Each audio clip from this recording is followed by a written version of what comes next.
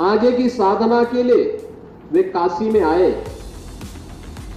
तो काशी में साक्षात भगवान विश्वनाथ ने उनकी परीक्षा लेनी चाहिए कि आप तो अपने आप को अद्वैत ज्ञान के मर्मज्ञ मानते हैं, आप किसको हटाना चाहते हैं। दुर्भाग्य से वो ज्ञान वापी, आज लोग उसको दूसरे शब्दों में मस्जिद कहते हैं, लेकिन वो ज्ञान वापी साक्षात विश्वनाथ ही है।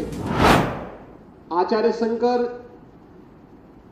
जब अपने अद्वैत ज्ञान से परिपूर्ण होकर के आगे की साधना के लिए वे काशी में आए तो काशी में साक्षात भगवान विश्वनाथ ने उनकी परीक्षा लेनी चाहिए। और उन्होंने इस बात को देखा कि प्रातःकाल जब ब्रह्म मुहूर्त में आदि शंकर गंगा स्नान के लिए जा रहे होते हैं तो वह सबसे अछूत कही जाने वाली एक सामान्य व्यक्ति के रूप में वह उनके मार्ग के सामने खड़े हो जाते हैं। तो स्वाभाविक रूप से आदिशंकर के मुंह से निकलता है, हटो, मेरे मार्ग से हटो।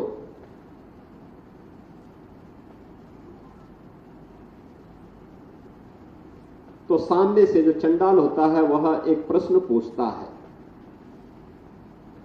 कि आप तो अपने आप को अद्वैत ज्ञान के मर्मज्ञ मानते हैं, आप किसको हटाना चाहते हैं।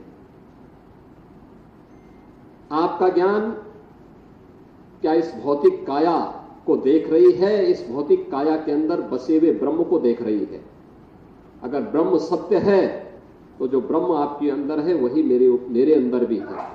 और इस ब्रह्म सत्य को जान करके अगर आप इस ब्रह्म को ठुकरा रहे हैं तो इसका मतलब आपका ये ज्ञान सत्य नहीं है। तो उन्होंने, वही भौचक थे, एक चंडाल के मुंह से इस प्रकार की बात।